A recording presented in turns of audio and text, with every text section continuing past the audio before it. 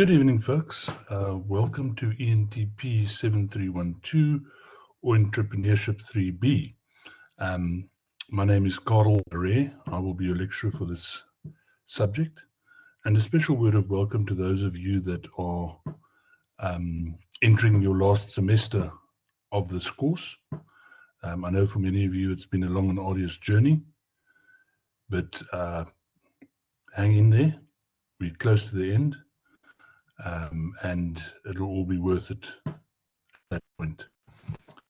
I'm going to switch my camera because obviously it's a lot of my bandwidth and your bandwidth, and I do not want it to interfere with our discussion, and I don't want it to interfere with my mic. So I'm just going to switch that off. Okay, so I'm going to take you briefly tonight through the course, what the course is about, how the course will be evaluated, and then I also want to go through the first learning unit, give you an overview of it. Before we start, I want to apologize. I've been a bit slow. I was ill the whole of last week when I was supposed to be uploading things for you. Unfortunately, I took ill and I was off the whole week, so I didn't upload everything. I have uploaded some stuff for you now, and I'll continue to upload over the weekend and so on. We are not behind. This would have been our first session in any case. So in terms of session and so on, we're not behind at all. As always, these sessions are overview sessions. You come and you ask me your questions, etc. But at the end of the day, I don't teach you as much as I facilitate, and I take you through some highlights. But at the end of the day, it is up to you to master the subject and go through all the work. I have uploaded the first draft of a pacer for you. That pacer will tell you what to do in which week. It'll show you when are we going to do national support sessions. Those are the sessions where I talk specifically to assignments or the exam. And then it also tells you when, according to the current PAS, and please, this is as the PAS stands at the moment when assignments are due. I don't foresee any changes, but please check the latest PAS on the system.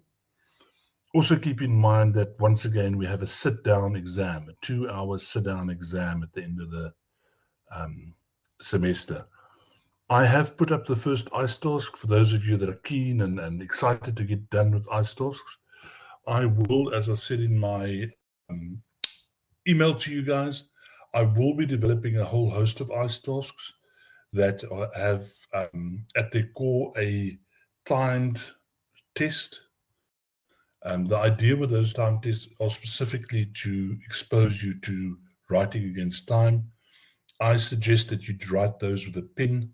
I think many of you would have noticed with a shock how bad your small muscles are in your hands because you're not used to writing with a pen, and that does take you backwards in the exam. I see it when I'm marking because I can clearly see the handwriting deteriorating, and quite frankly, if I can't read what you're writing, I can't mark it. So yes, and as long as I can see that you've attempted those time tests, you will get your ICE marks, and please do them both for the sake of the ICE mark and the practice of a time test, because that'll stand you in good stead when the exam comes around. So, okay, let's talk about the module. Identify, manage, and expand entrepreneurial opportunities within emerging economies. This is the key module objective. This is what we're looking at. Now, this module objective ties in very nicely for those of you that are doing. It ties in brilliantly with your will module as well. And it aligns quite well, although will require you to touch on other aspects from previous years. This specific module will definitely assist you with will for this year. If you haven't done will yet and you're going to do it next semester or next year, you're going to come back to this stuff because this is what your will module is also about. Thankfully, we don't have to buy a new prescribed book. We're still with the couple Nick and their friend Emma Murray. So we're using the same book. We're doing, I think it's three or four chapters out of that. And then we're doing, there are 4 articles for Unit 5 and 2 articles for Unit 6. I will, in due course, download the articles and upload them as an additional resource for you, simply because it's easier to download it from VC Learn, as some of you might get stuck behind a paywall or something like that. So yeah, that's the prescribed material. So you don't have to go buy any new textbooks or anything. I know this textbook is hellishly expensive. So that's a bit of a bonus that we can do 2 semesters with a textbook. This is not prescribed material, but this is the assessments. So once again, we have ICE at 10%. I will give you at least 6 ICE. 4 of those will count. Your best 4 will count. There's 2 assignments. The first one counts 30%. The second one counts 25%. Please don't ask me why the first one's 30 and the second one's 25. That's the way it is. That's the way it was given to us. You will note when we get to the assignment aligns with the assignment that you did last semester for this subject. However, you cannot use the same assignment again. You cannot use the same topic. It's very similar, although the angle is slightly different. But you cannot use, and part of the marking process is I have to go check what you did last semester, and you cannot use the same idea for the first assignment. Then, as I said, the examination, it's a 2-hour closed book exam. I will encourage you to please put as much effort as possible into assignment 1 and assignment 2. I will guide you through them. Please work hard on those assignments. The harder you work on those 2 assignments, as well as the ICE, if you look at those marks, that's 65% of your mark is taken care of before you even enter the exam hall. It is quite possible to be in a position that you basically need the minimum of 30% in the exam to pass the subject by the time you go to the exam. Given the circumstances, I think you should back yourself and give yourself as much opportunity as possible. Last semester, as a group, you actually didn't do too badly in the exam. And I'm going to come back to the ICE. I can see who attempted the mock tests and the mock exams that are made available. And there was a clear correlation between those folks, both in this group, as well as the full-time group that I have.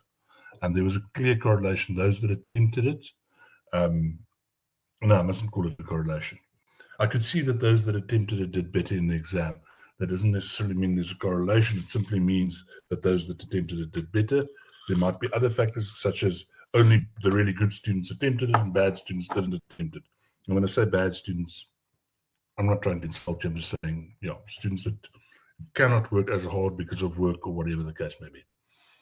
In any case, the fact is, what I'm seeing is, if you do the mock, and I will make mock exams and tests. I know you're not writing tests available to you. But people who wrote those things did better. So please use them. Over and above it, giving you 10% for free, it also prepares you. Again, folks, that's that for the introduction.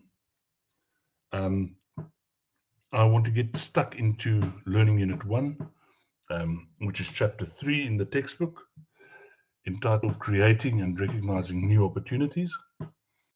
When I put this up on the board for the permanent group, full-time group, sorry, and they immediately said to me, yeah, but sir, we've done this before. I said, yes, I know.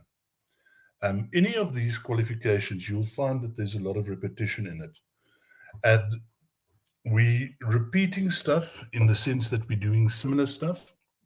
But as you progress up the ladder and come from first to second to third year, it's a question of breadth and depth. It's how wide we go into this and how deep we go into the subject. So now you'll start seeing we're going in deeper into the subject. We're looking at it more depth and so on. So what are the module objectives?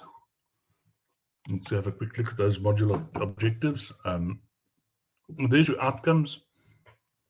I'm not going to read through these because I'm quite happy that all of you are capable of reading these yourselves.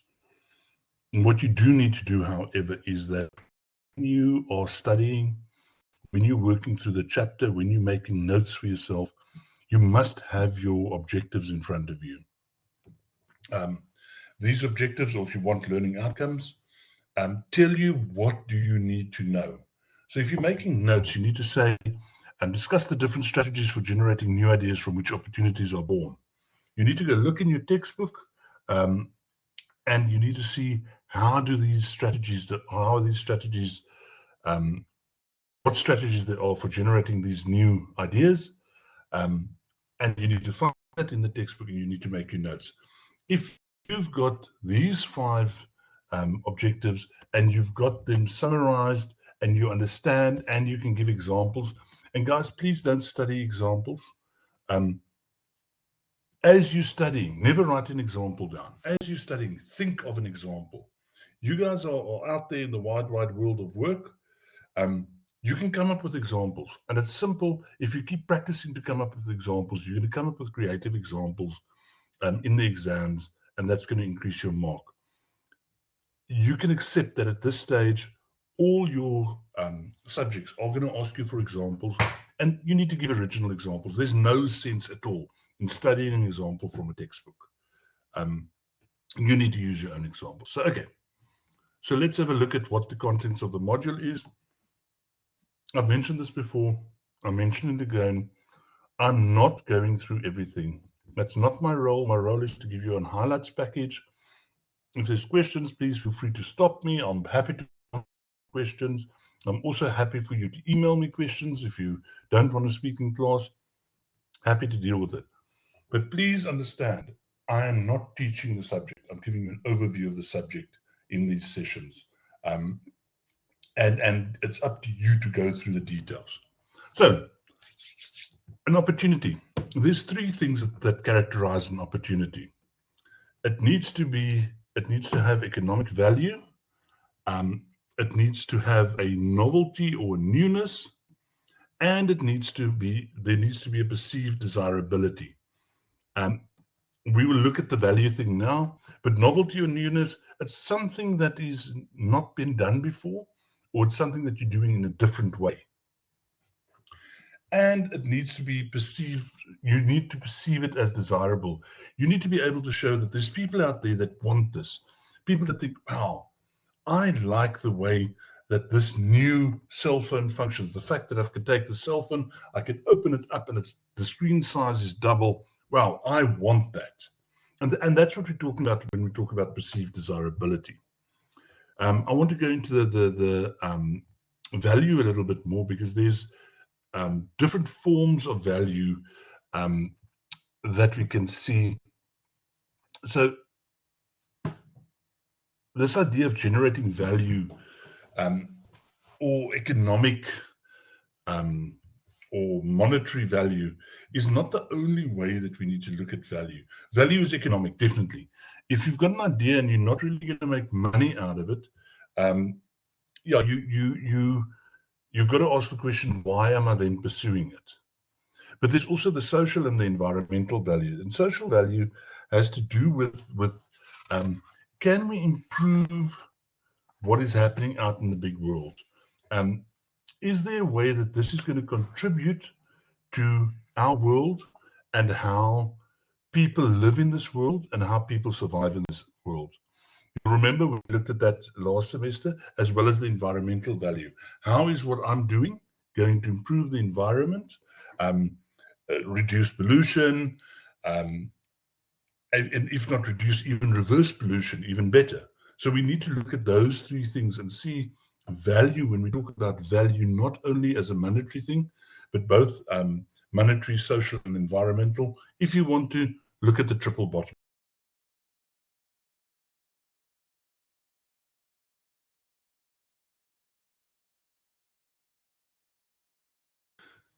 The entrepreneurial mindset.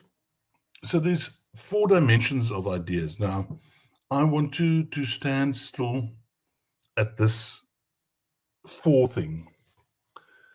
It was very clear in marking last semester that many of you had the knowledge. In other words, that you knew large parts of the work, but you weren't able to write it down when asked about it. And then I would see a page or 2 pages later in your answer book, I'd suddenly see that question cropping up under a different heading. So to study innovation, invention, improvement, or irrelevant as the 4 dimensions of ideas doesn't help you much. You need to say 4 dimensions. And so now I'm studying the 4 dimensions. And the first dimension is innovation. The second of the 4 dimensions is invention. The third of the 4 dimensions is improvement. And the last of the 4 dimensions is irrelevant. And I know it sounds a bit ridiculous when I say it in that way, but the fact of the matter is that you need to link the heading to the information. Because a little bit later on, I'm going to talk about the 7 strategies of idea generation, or the 4 pathways to opportunity identification. So if I ask the 4 pathways to opportunity identification, you need to know that I'm now talking about value, rarity, fit, and costly to imitate, rather than innovation, invention, improvement, or irrelevance. Because the 4 pathways are different to the 4 dimensions. And that's why it's immensely important. And this book does tend to talk in numbers. It talks the 4 of this, 3 of this, 7 of this. And because the textbook speaks in that way, the person setting the exams is going to speak in the same thing. So they're going to say to you, ideas are very important for the entrepreneur to come up with, because idea forms the basis of the entrepreneur's business ventures. There are 4 dimensions of ideas. Please discuss these 4 dimensions. If you then start, because you haven't studied the 4 dimensions in relation to innovation, invention, improvement, or irrelevance, and you start talking about value, rarity, fit, and costly to imitate, which are the 4 pathways, obviously you're not going to get the marks. So please, guys, when you're studying, have a look at what you're studying, and studying the heading as much as you're studying the actual information. Okay, let's look at these 4 dimensions. So the 4 dimensions, the first one's innovation. So innovation is a new idea. It's something that hasn't been done before. And it may, and this is the key here, it may find mass market appeal. So innovation is when you've got this idea, and this idea is something in your mind, maybe something that you discuss with other people. We'll talk about the myth of the isolated inventor, or the light bulb moment myth after this. So your idea that you have, you might have discussed it with a couple of people. You might have just a friend over, and you're chatting to your friend, or you might actually have formally discussed it with an advisor or consultant. But an innovation is an idea. An invention is that idea that has been converted into an actual item, an actual product. That product has gone to market, and the market has accepted that. So now an innovation is an idea, and an innovation doesn't necessarily have any value, because it'll only capitalize, it's got potential value, but it'll only capitalize on the value once it's an invention, once the idea has found success in the market and the market has accepted it. Improvements are old products that you take and you put a new jacket on them, you change them, you make them better, you make them more friendly, make them something that's easier for the user to use. Improvements, we see that in cell phones all the time. The cell phone market has very little innovation or inventions in it. Every now and again, the example I used earlier, the flip or the folding screen, that is an invention, I'll give you that. but mostly we have improvements, things that they take the cell phones just to make it better, and a little bit more useful, and to give it more market appeal. Then we have got the irrelevant ideas, something that assumably has no market appeal. And I've got two down there, the mood ring and the slinky. It doesn't make sense that would go to market, that it would do something really good. But both of those have really done well over years in the market. If you think of the curve of a product, where a product initially is accepted into markets, got growth, it becomes a cash cow, and then it starts disappearing. Both mood rings and slinkies have been sold for as long as I can remember, and I'm probably about 2-3 times your age, and they still have appeal, not massively, but they sell. There's still people that 30, 40 years later are making these things, and they're still making money. So be careful of the irrelevant category. To say an idea has got no market appeal, it is strange what the market will fall for. It is really, really strange what the market will fall for. Sometimes it's even stranger what entrepreneurs think the market will fall for. Just take a walk through one of the local Chinatowns and have a look at some of the products on the shelves. Some of them are really bizarre, and I really think, I don't know how they thought that's market appeal. Yet it's been manufactured, it's on the shelf, somehow somebody's making money along the line. So the myth of the isolated inventor. I don't want to go into too much detail here, but I simply enough to say that this idea that inventors or entrepreneurs have these light bulb moments and then they go off and they do their thing and they make millions is simply not true. Very few inventions and very few entrepreneurs are single people doing something. It's typically a team of people talking about an idea, converting the idea into an invention, and then getting that invention to be accepted in the market and to run with it. If you think of people like Steve Jobs is widely credited by the iPhone to have invented the iPhone. It's utter nonsense. He had an idea and a vision, yes, definitely, but he didn't invent it. He was part of a bigger team. Yes, he led the team. Yes, he might have been the generator of a bunch of ideas, but he was more the person cracking the whip than the inventor. It's a group of people. So keep that in mind. Don't think you've got to, if you want to come up with new ideas, it's you on your own sitting in a corner waiting for the light bulb to strike you. That's simply not true.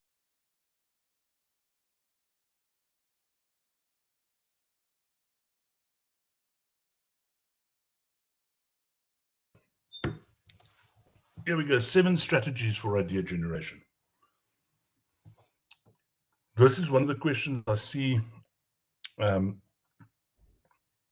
as a possible something I would like to examine.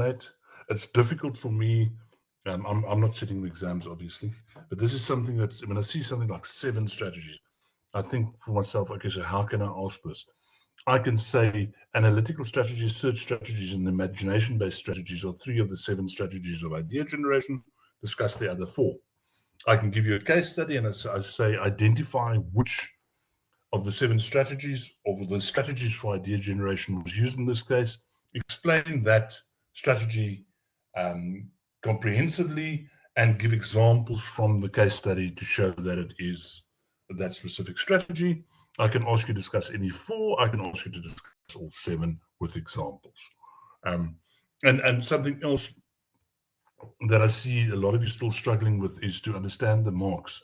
So if I say, name the 7 strategies, that's 7 marks.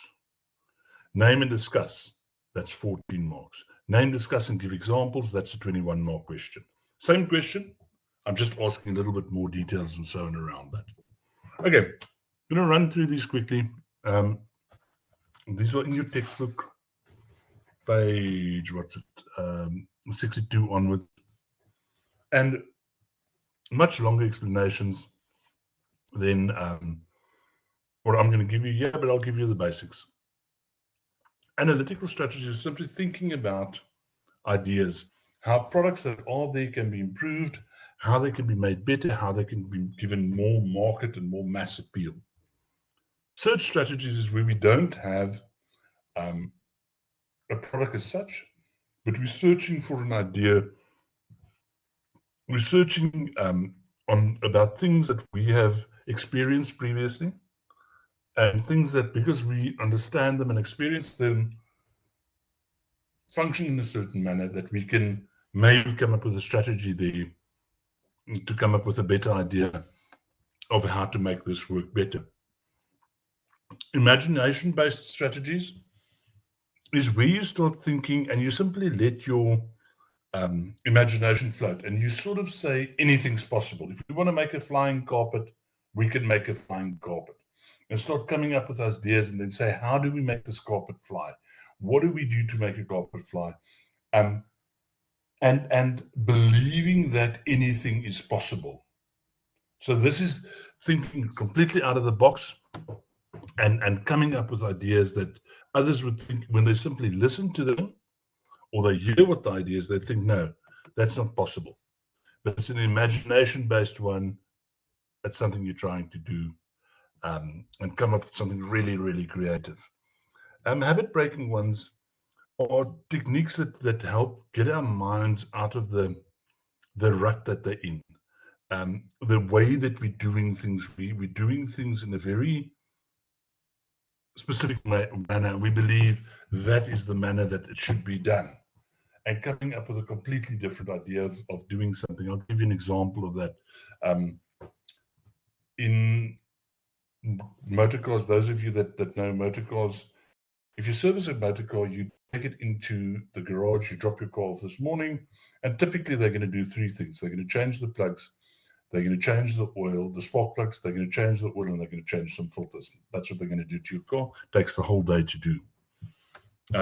There's a chain of American garages where you can drive in at any stage, and they'll do that for you immediately. So simply what happens is they're carrying stock. That's what our garages don't do. They carry the most common stock.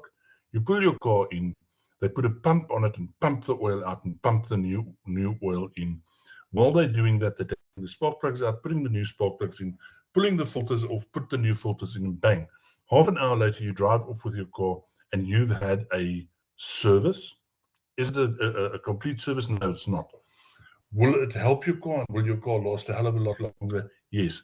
Does it cost you an arm and a leg like a normal service? No. So it's a very quick thing, and it's breaking that idea of a car service takes the whole idea.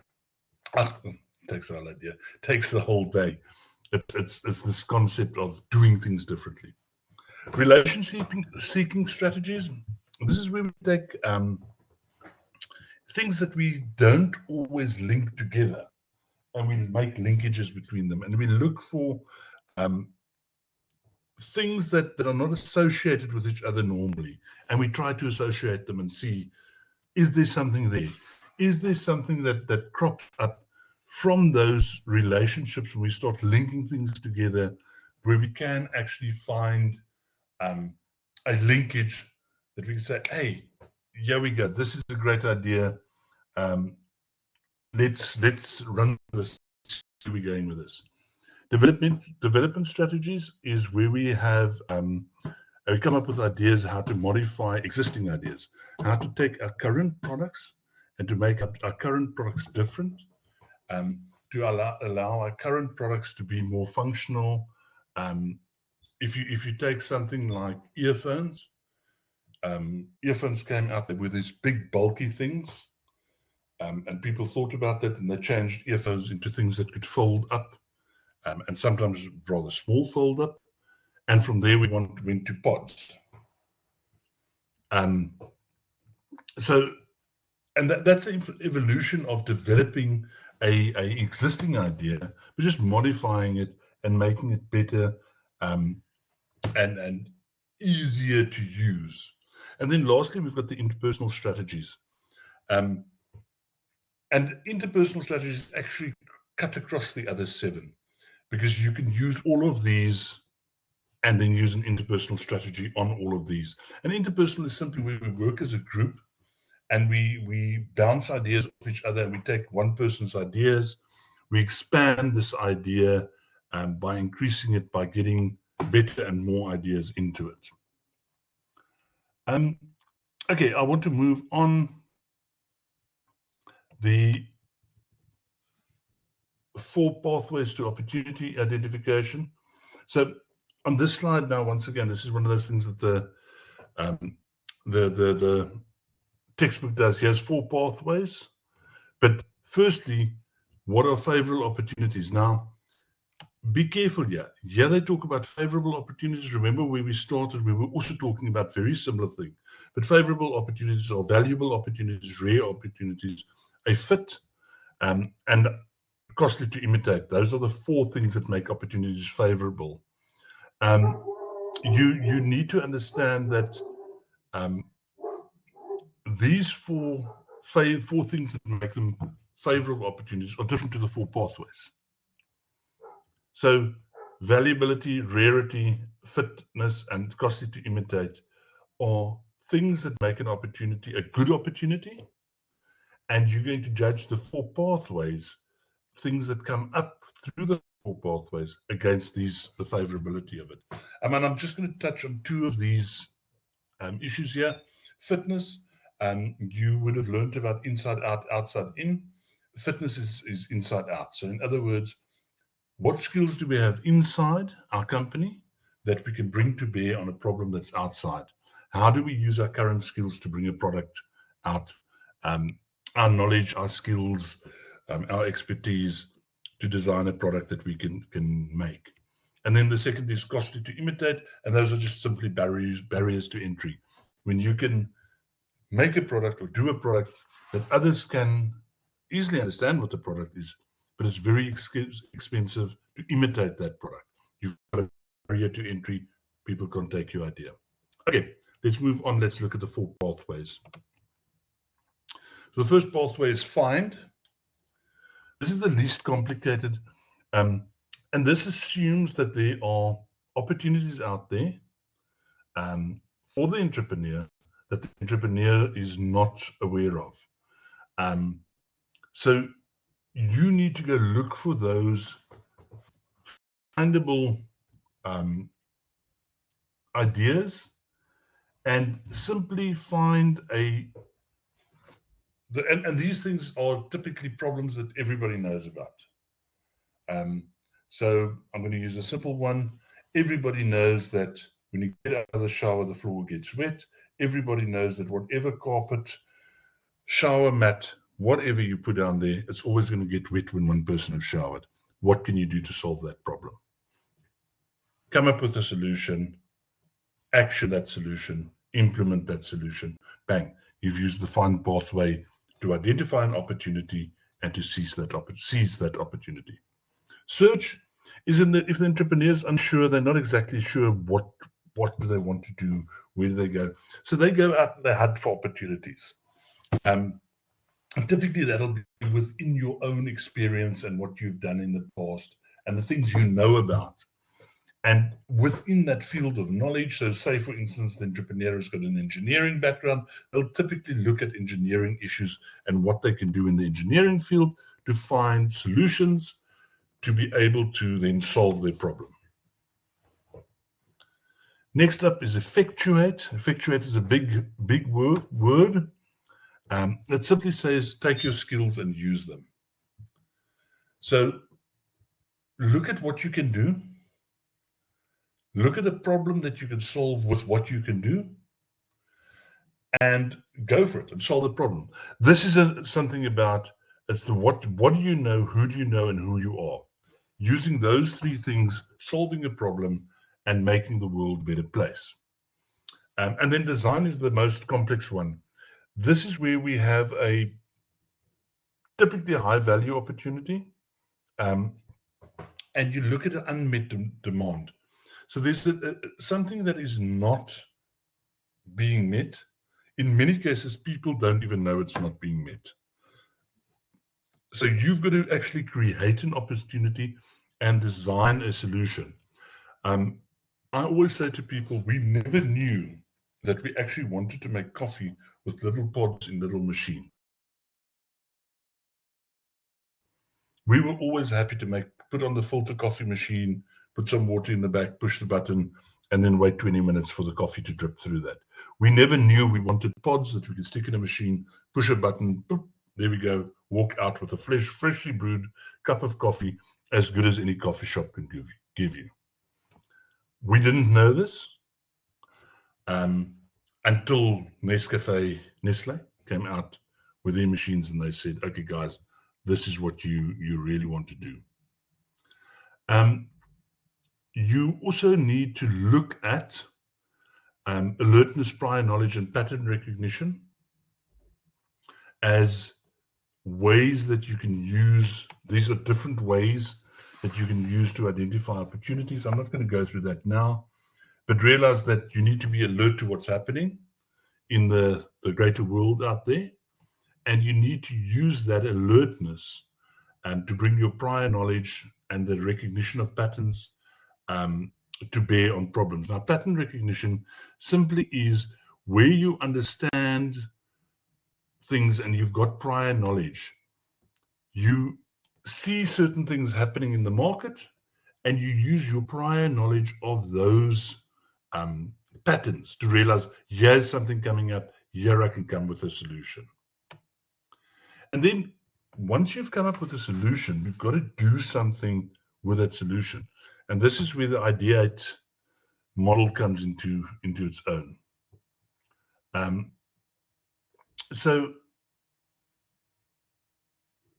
remember, an idea and an opportunity are two different things.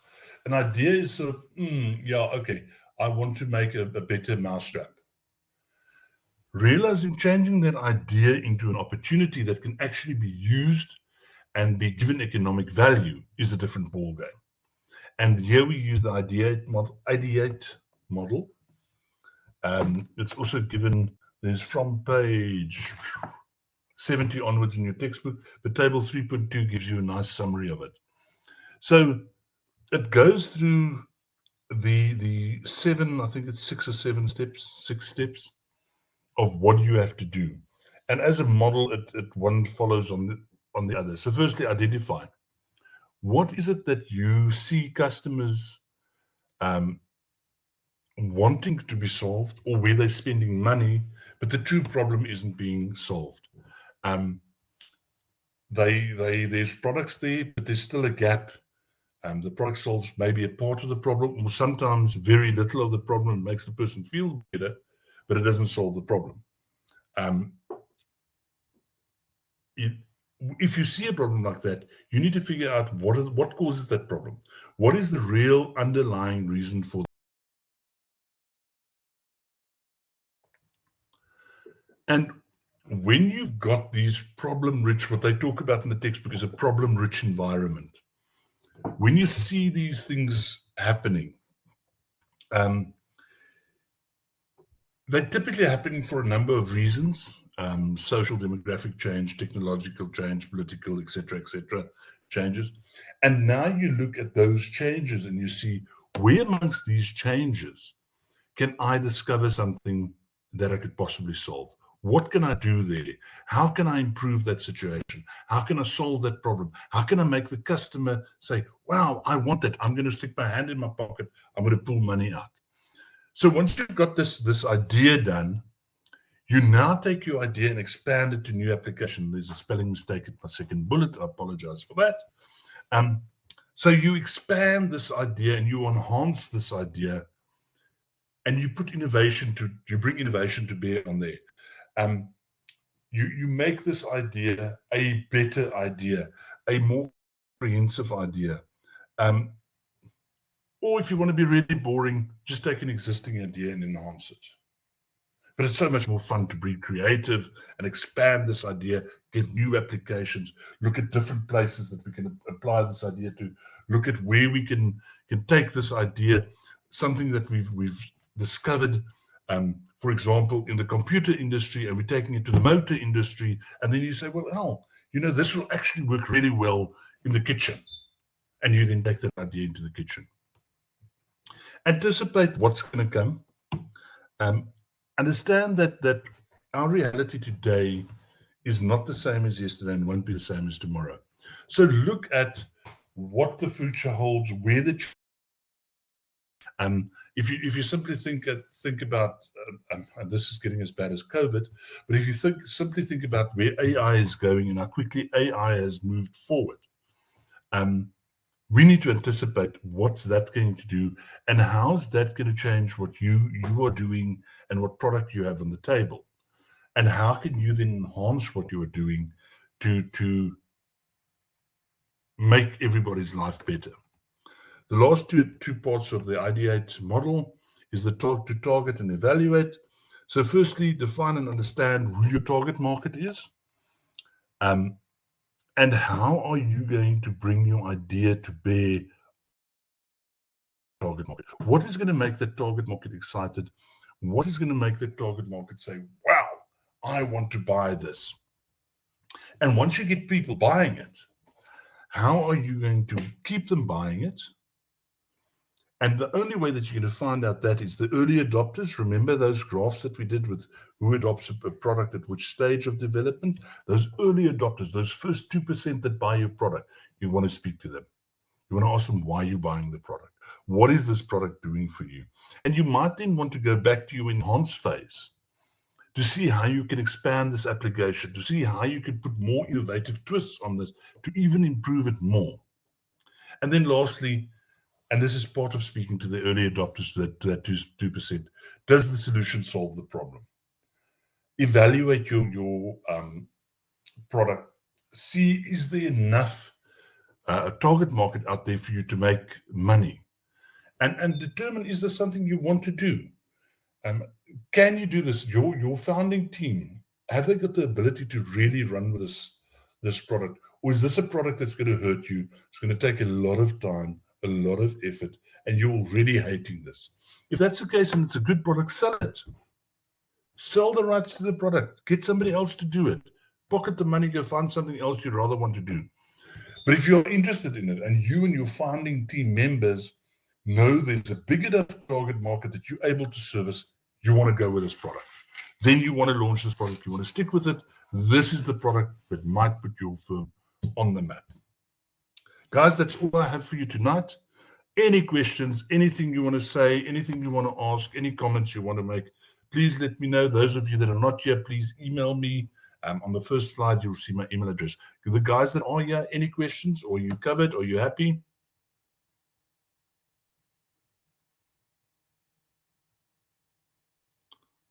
Silence seems to be golden. So I'm going to assume everybody's happy, everybody's comfortable. I'm going to say thank you very much, guys. I think I'll see you again in a week or two. Please check the pacer that I've uploaded. And we'll continue with the next section of work then. Thanks, Tristan. And we will talk soon. Also, keep checking for the more resources and so on, because I'll release resources and update things as we go along. Thanks, guys. Good evening.